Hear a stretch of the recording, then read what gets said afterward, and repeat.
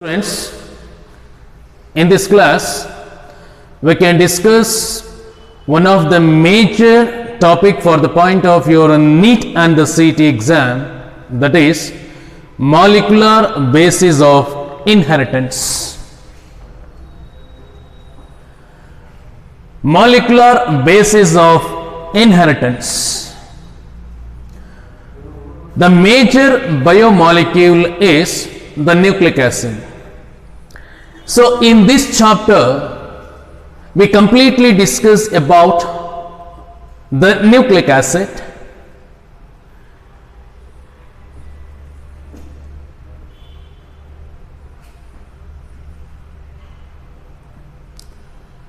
the nucleic acids are the building blocks of genetic material.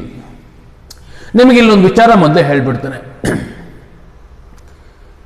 The nucleic acid was discovered by Friedrich Meyer.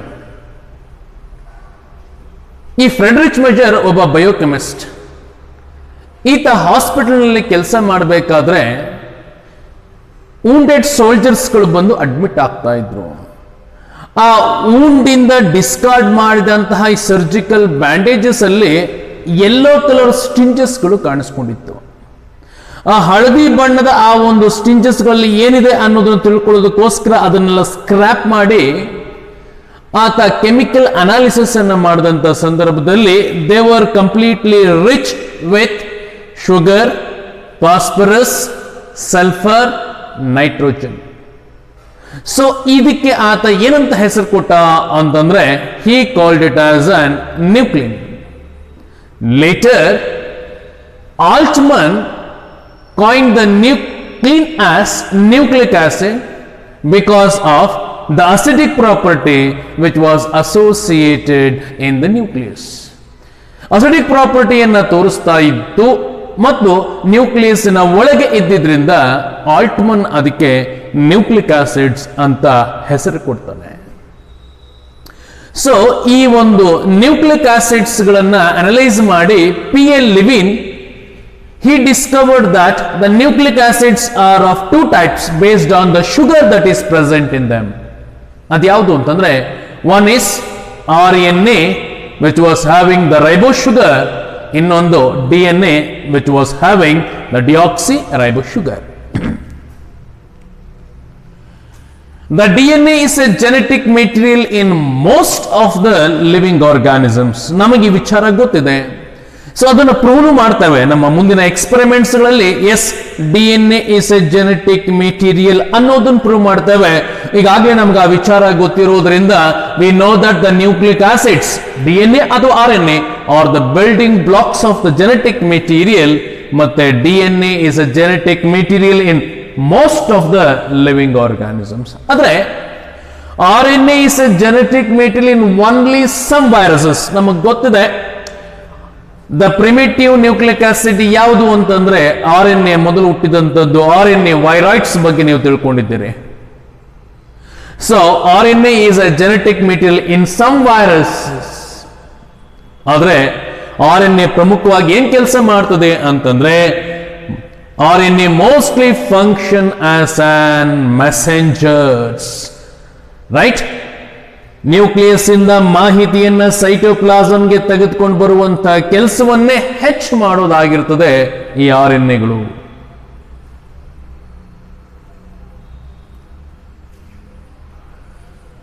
DNA ವಿಚಾರವನ್ನ detail ಆಗಿ ತಿಳ್ಕೋಣ. ಈ DNA we know that it is a polymer of nucleotides. So polynucleotide chain ಏನಿದೆಯೋ ನಾವು ಅದರ ಬಗ್ಗೆ ಈಗ ವಿಚಾರಗಳನ್ನು ತಿಳ್ಕೊತಾ ಇದ್ದೇವೆ. Polynucleotides are the polymers of nucleotides. That means it is made up of many nucleotides. ಇದು ಒಂದು ನ್ಯೂಕ್ಲಿಯೋಟೈಡು, ಇದೊಂದು ನ್ಯೂಕ್ಲಿಯೋಟೈಡು, ಇದೊಂದು ನ್ಯೂಕ್ಲಿಯೋಟೈಡು, ಇದೊಂದು ನ್ಯೂಕ್ಲಿಯೋಟೈಡ್. ಸೊ ನಾನು ತೆಗೆದುಕೊಂಡಿರುವುದರಲ್ಲಿ ದೇರ್ ಆರ್ ಅಬೌಟ್ 4 ನ್ಯೂಕ್ಲಿಯೋಟೈಡ್ಸ್ ಆ 4 ನ್ಯೂಕ್ಲಿಯೋಟೈಡ್ಸ್ ಅನ್ನು ಹೊಂದಿರುವಂತಹ ಒಂದು ಪಾಲಿನ್ಯೂಕ್ಲಿಯೋಟೈಡ್ ಚೈನ್ ಅನ್ನ ನಾನಿಲ್ಲಿ ತೋರಿಸ್ತಾ ಇದ್ದೇನೆ. ಹಾಗಾದ್ರೆ ಒಂದು ನ್ಯೂಕ್ಲಿಯೋಟೈಡ್ ಅಲ್ಲಿ ಏನೆಲ್ಲ ಇದೆ ಅಂತಂದ್ರೆ, ಒಂದು ಪೆಂಟೋ ಶುಗರ್ ಇದೆ, ಫಾಸ್ಫೋರಿಕ್ ಆಸಿಡ್ ಇದೆ, ಮತ್ತಿನ್ನೊಂದು ನೈಟ್ರೋಜನ್ ಬೇಸಿಸ್ ಇದೆ.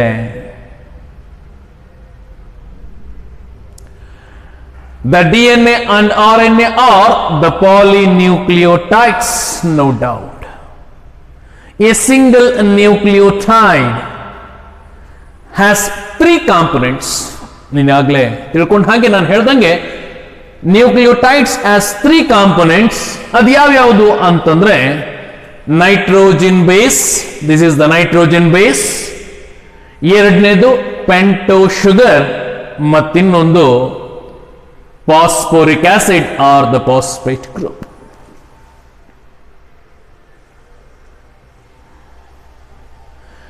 The nitrogen bases are of 2 types. ಈ ನೈಟ್ರೋಜನ್ ಬೇಸಿಸ್ ಗಳಲ್ಲಿ 2 ವಿಧ, ಒಂದು purine ಮತ್ತಿನ್ನೊಂದು ಪಿರಾಮಿಡಿನ್ಸ್. The purines are larger molecules, consist of 2 rings. One is an imidazole ring. ಈ ಒಂದು ನಾರ್ಮಲ್ ರಿಂಗ್ ಜೊತೆ ಇಮಿಡಾಜೋಲ್ ರಿಂಗ್ ಕನೆಕ್ಟ್ ಆಗಿರುವಂತದ್ದು ಲಾರ್ಜರ್ ಮಾಲಿಕ್ಯೂಲ್ಸ್ ಆಗಿರ್ತವೆ. So purine consists of an adenine and the guanine. The pyrimidines are the smaller molecules because it contains only a single ring. So the examples for pyrimidines are cytosine, thymine and uracil. The thymine is the 5-methyl uracil, methylated uracil present only in DNA, right? Thymine is 5-methylated uracil present only in DNA, and normal uracil is present only in the RNA. Structure of polynucleotide chain. A nitrogen base is linked to a pento sugar through glycoacidic linkage to form the nucleoside. See, pento sugar ಪೆಂಟೋಶುಗರಿನ ಮೊದಲನೇ carbon ಆಟಮ್ಗೆ nitrogen base bind ಆಗುತ್ತೆ with the bond, we call it as an glycoacidic bond.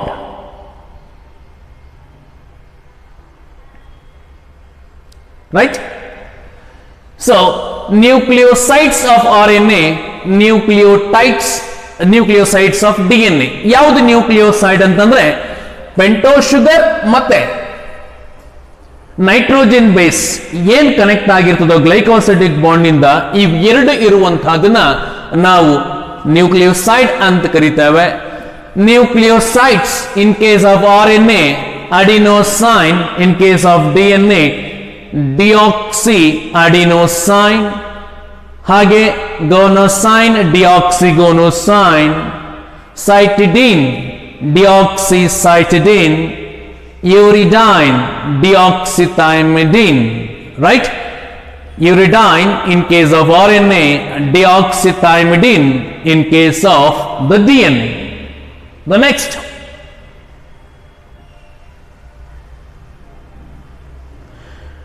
ಯಾವುದು nucleoside ಗೊತ್ತಿದೆ ಈಗಾಗಲೇ. Nitrogen base plus pento sugar is a nucleoside. ಹಾಗಾದ್ರೆ ಯಾವುದು nucleotide ಅಂತಂದ್ರೆ, ಈ ನ್ಯೂಕ್ಲಿಯೋಸೈಡ್ಗೆ ಫಾಸ್ಫೋರಿಕ್ ಆಸಿಡ್ ಅಥವಾ ಫಾಸ್ಫೇಟ್ ಗ್ರೂಪ್ 5ನೇ ಕಾರ್ಬನ್ ಆಟಮ್ಗೆ ಬೈಂಡ್ ಆದ್ರೆ, ಪೆಂಟೋ ಶುಗರಿನ 5ನೇ ಕಾರ್ಬನ್ ಆಟಮ್ಗೆ ಬೈಂಡ್ ಆದರೆ ಆವಾಗ ನ್ಯೂಕ್ಲಿಯೋಟೈಡ್ಸ್ ಆಗ್ತದೆ.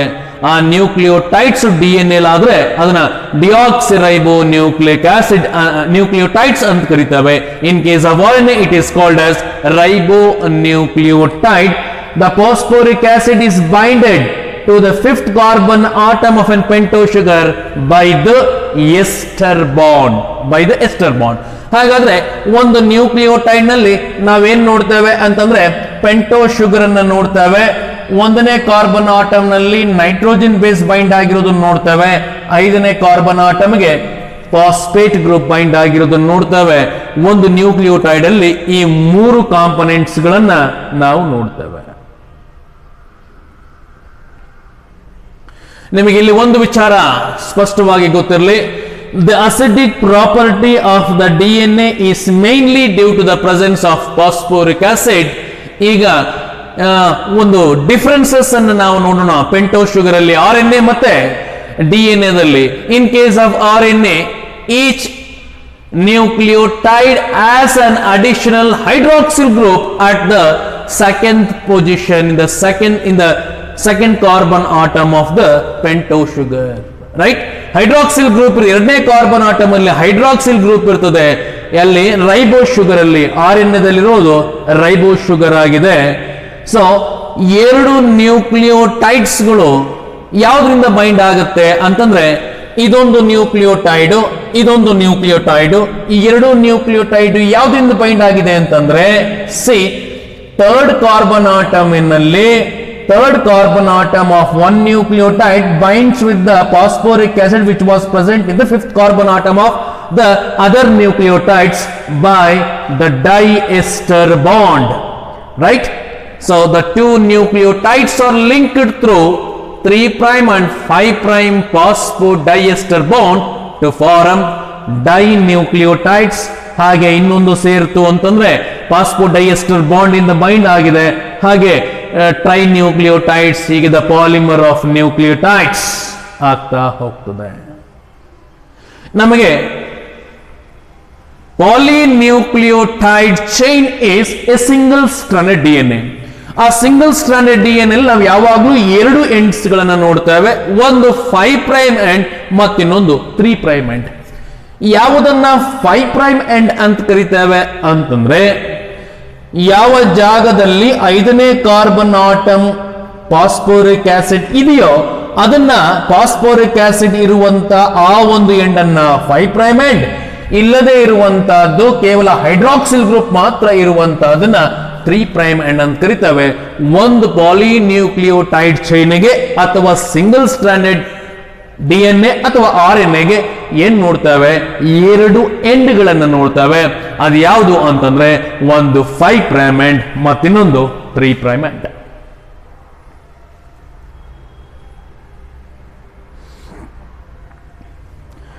ಈ ವಿಚಾರನ ನಾನೀಗಾಗಲೇ ಹೇಳಿದೆ. Friedrich Miescher in 1869 identified the DNA and named it as nuclein. ಎಲ್ಲಿ ಆತ ಐಡೆಂಟಿಫೈ ಮಾಡ್ದ? From the discarded surgical bandage ಅಂತ ಈಗಾಗಲೇ ನಾನು ಹೇಳಿದ್ದೇನೆ.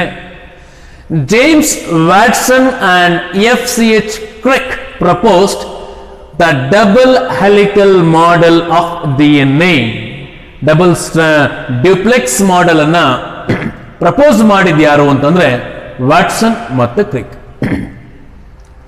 It was completely based on X-ray diffraction data produced by the Wilkins and Franklin, right? Watson ಮತ್ತೆ ಕ್ರಿಕ್ಕಿನ ಜೊತೆ ಇನ್ನಿಬ್ಬರು ಸಹ ಜೊತೆಯಾಗಿ ಸೇರ್ಕೊಂಡಿದ್ರು ಆ ಡ್ಯೂಪ್ಲೆಕ್ಸ್ ಮಾಡೆಲ್ ಆಫ್ DNA ನಮಗೆ ತಿಳಿಸ್ಕೊಡ್ಲಿಕ್ಕೆ.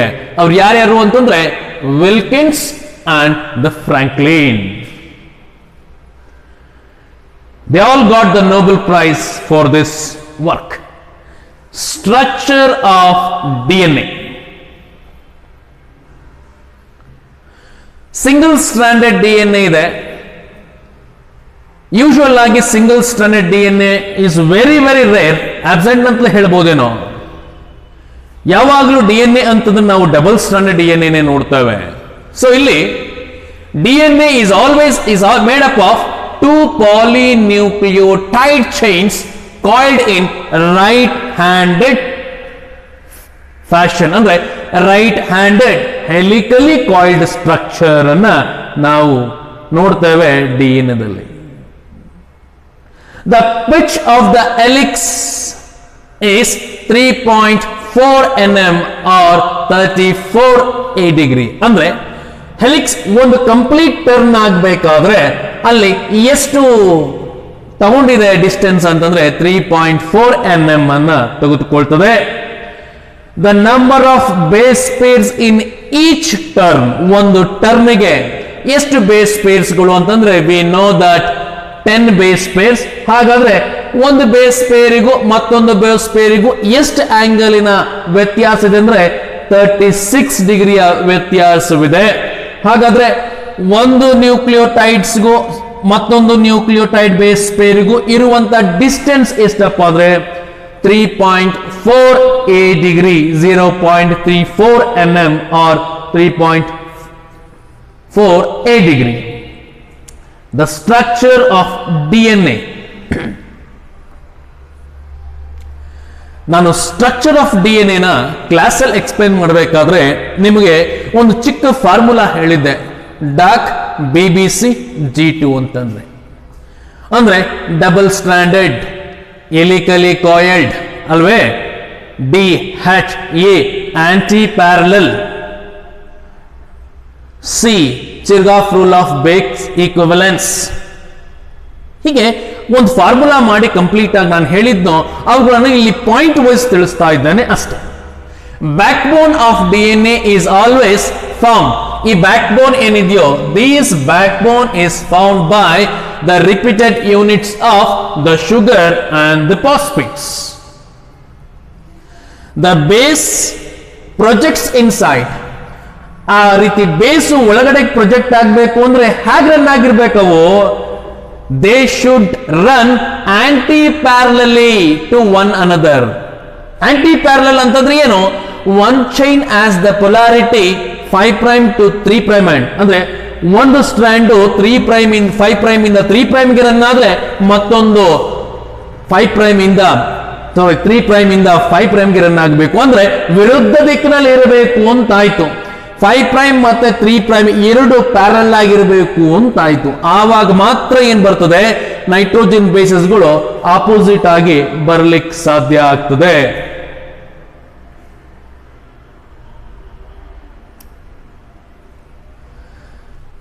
The bases in two strands, see here,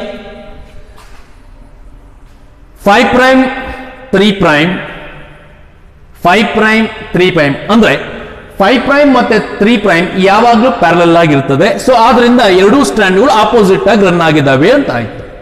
ಆವಾಗ ಮಾತ್ರ ನೈಟ್ರೋಜನ್ ಬೇಸಸ್ಗಳು ಆಪೋಸಿಟ್ ಆಗಿ ಬರ್ಲಿಕ್ಕೆ ಸಾಧ್ಯ. ಸೊ ಈ ರೀತಿ ಈಗ ಆಪೋಸಿಟ್ ಆಗಿ ಬಂದಾಗ ಅವು ಎರಡರ ನಡುವೆ ದ ನೈಟ್ರೋಜನ್ ಬೇಸಸ್ ಏನಾಗ್ತವೆ, the nitrogen bases has been paired through the hydrogen bonds forming the base pairs. ಅದನ್ನ PP ಅಂತಲೂ ಕರೀತೇವೆ, right. The bases of two strands are paired through the hydrogen bonds. ಆ ಹೈಡ್ರೋಜನ್ ಬಾಂಡ್ಸ್ ಗಳನ್ನ ನೋಡಿ, AT is always paired by the two hydrogen bonds and GC is always paired by the three hydrogen bonds. ಯಾಕೆ ಆ ರೀತಿಯಾಗಿ ಆಗ್ತದೆ, AT ನೇ ಬರ್ಬೇಕಾ GC ನೇ ಬರ್ಬೇಕಾ ಅಂದ್ರೆ ಹೌದು. ಯಾಕೆ ಅಂತಂದ್ರೆ the purine will always comes opposite to the pyrimidine. ಅಂದ್ರೆ the purine will always pair with the pyrimidine, adenine will always pair with the thymidine and cytosine will always paired with the guanosine. So ಈ ರೀತಿಯಾಗಿ pairing ಆಗುವುದರಿಂದ ಇಲ್ಲಿ purine ಮತ್ತೆ pyrimidines opposite ಆಗಿ ಬರ್ತವೆ. This generates uniform distance between the two strands. This forms the uniform distance between the two strands. ನಿಜ. ಯಾಕೆ ಅಂತಂದ್ರೆ we know that the pyrimidines are the smaller molecules, right? The purines are the larger molecules. ಎರಡು purine ಸೇರ್ಬಿಡ್ತು ಅಂದ್ರೆ ಆ ಜಾಗ ದೊಡ್ಡದಾಗ್ಬಿಡ್ತಿತ್ತು.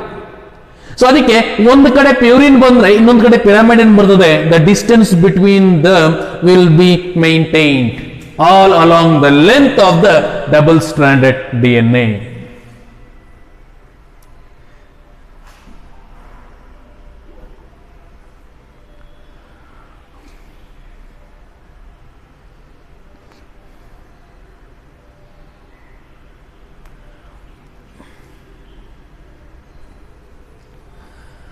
Irwin's Chergaff's rule of base equivalence.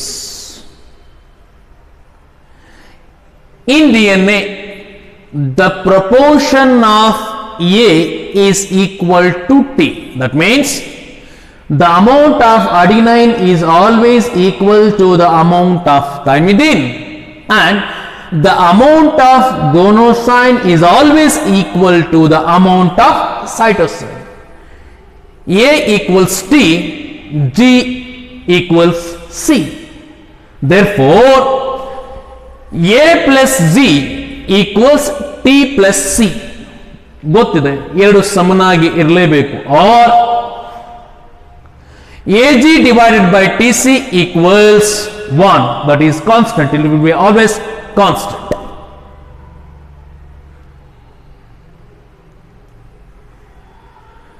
So, ಕೆಲವು ಎಕ್ಸಾಂಪಲ್ಸ್ಗಳು ಬ್ಯಾಕ್ಟೀರಿಯೋಫೇಸ್ as 5,386 nucleotides. Bacteriophages, lamidophase has got 48,502 base pairs. E. coli has 4.6 into 10 to the power of 6 BP base pairs, and the haploid content of human DNA is 3.3 into 10 to the power of 9 base pairs.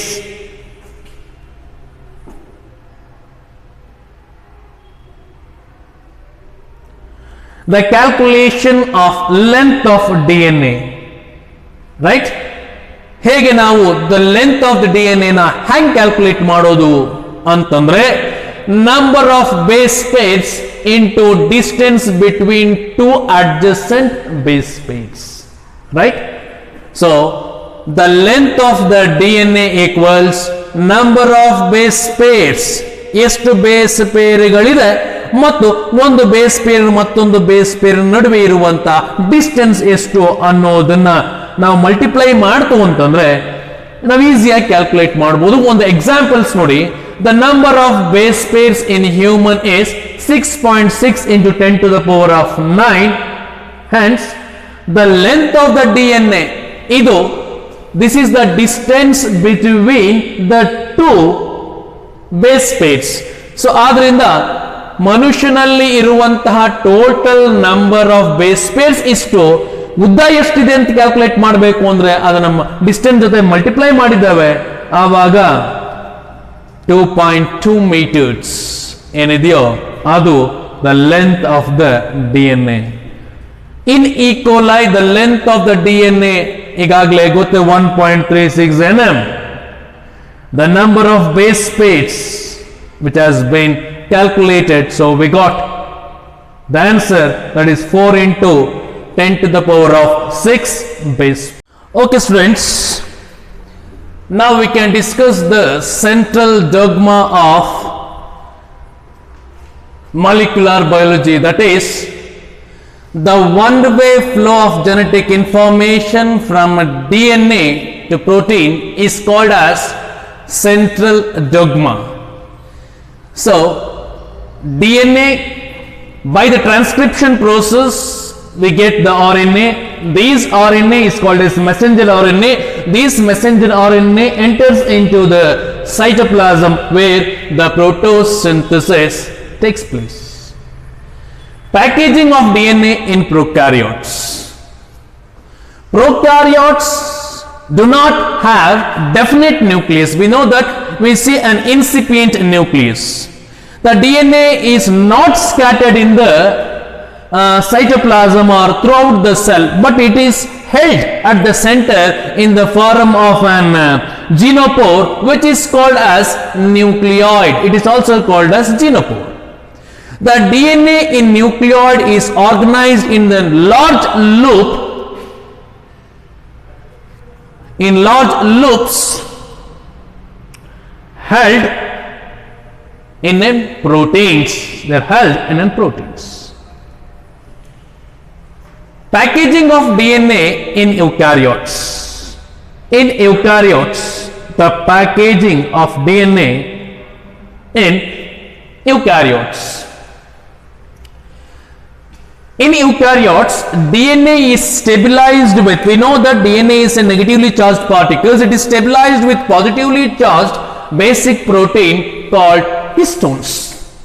The histones are positively charged due to the rich in basic amino acids like lysine and arginines. ಗೊತ್ತಾಯ್ತಲ್ಲ, positively charge ಅಂತ ಹೇಳ್ತೇವೆ histone proteins ಅನ್ನ. ಯಾಕದು positively charge ಅಂತಂದ್ರೆ the histone proteins are rich with the two major amino acid, that is lysines and argines. ಆಮೇಲೆ the histones are organized to form an unit which are called as histone core or the octamers. ನೋಡಿ, histone proteins are of 4 types: H1, H2A, H2B, H3, H4 ಅಂತ 5 ತರದಿದಾವೆ. ಅದರಲ್ಲಿ 4 ತರದ histone ಪ್ರೋಟೀನ್ಸ್ಗಳು ಸೇರ್ಕೊಂಡು ಒಂದು histone core ಆಗತ್ತೆ. ಅದು ಯಾವ್ಯಾವುದು ಅಂದ್ರೆ H2A, H2B, H3 ಮತ್ತು H4. ಇದಿಷ್ಟು ಸೇರ್ಕೊಂಡು ಏನಾಯಿತು, ಒಂದು ಹಿಸ್ಟೋನ್ ಕೋರ್ ಆಗಿದೆ. ಅವು 2 ಮಾಲಿಕ್ಯೂಲ್ಸ್ ಅಲ್ಲಿ ಇದಾವೆ, ಅಂದ್ರೆ 4 + 4 8 molecules of the histone proteins has been aggregated to form an histone core which is called as the octamers. ಇಲ್ಲಿ ನೋಡಿ, ಇಲ್ಲಿ octamers ಗಳನ್ನ ನಾವು ನೋಡ್ತಾ ಹೋಗ್ತೇವೆ. ಸೊ ಈ ಒಂದು octamers ಏನಿದೆಯೋ, octamers ಗಳನ್ನ DNA ಸುತ್ತಕೊಂಡು ಹೋಗುತ್ತೆ. The DNA wraps around the histone core. On either side of the histone core, ಎರಡೂ ಕಡೆ ಏನ್ ನೋಡ್ತೇವೆ ಅಂದ್ರೆ ಒಂದು ಹಿಸ್ಟೋನ್ ಪ್ರೋಟೀನ್ ಬಲವಾಗಿ ಹಿಡಿದಿಟ್ಕೊಂಡಿರೋದನ್ನ ನೋಡ್ತೇವೆ. ಆ ಒಂದು ಆಕ್ಟೋಮರ್ಸ್ ಗಳನ್ನ, ಅದು ಯಾವುದು ಅಂತಂದ್ರೆ H1 ಪ್ರೋಟೀನ್ಸ್ ಆ ಕಡೆ ಈ ಕಡೆ ಇರ್ತಾ ಹೋಗ್ತದೆ. ಆ ಒಂದು ಯಾವುದನ್ನ H1 ಪ್ರೋಟೀನ್, ಆಮೇಲೆ ಆಕ್ಟೋಮರ್ಸ್ ಮತ್ತೆ DNA ಏನು ಸುತ್ತಕೊಂಡಿದೆಯೋ ಆ ಅಷ್ಟನ್ನು ಸೇರಿಸ್ಕೊಂಡು ನಾವು ನ್ಯೂಕ್ಲಿಯೋಸೋಮ್ ಅಂತ ಕರೀತೇವೆ. This is nucleosome. So here, negatively charged DNA wrapped around the positively charged histone octamers to form a structure called nucleosome. ನಾನು ಅದನ್ನೇ ಹೇಳಿದ್ದು, ಸುತ್ತಕೊಂಡು ಬುಗುರಿ ಸುತ್ತಕೊಂಡು ನಂಗೆ ಸುತ್ತಕೊಂಡು ಹೋಗ್ತಾ ಹೋಗ್ತದೆ ಅಂತ. The nucleosomes are seen as the beads on string of beads. ಹೇಗೆ ಕಾಣಿಸುತ್ತೆ ಅಂದ್ರೆ, ಹಿಡ್ಕೊಂಡು ನೋಡುದು ಅಂತಂದ್ರೆ ಮಣಿಯ ಸರದ ಹಾಗೆ ಕಾಣಿಸ್ತಾ ಹೋಗ್ತದೆ.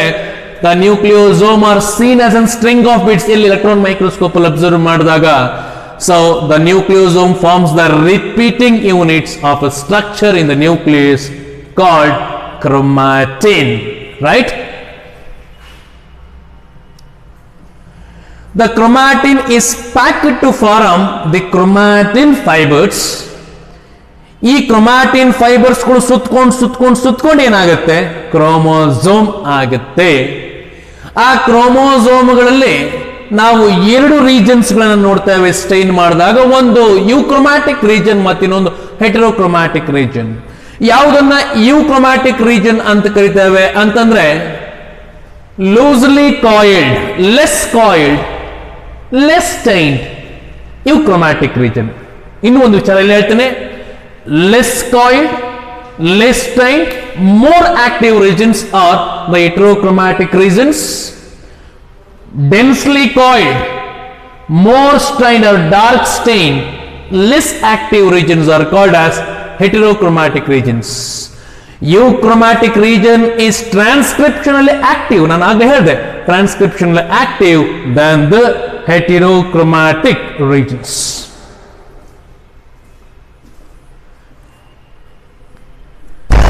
ಈಗ ನೆಕ್ಸ್ಟ್ ಏನಪ್ಪಾ ಅಂತಂದ್ರೆ,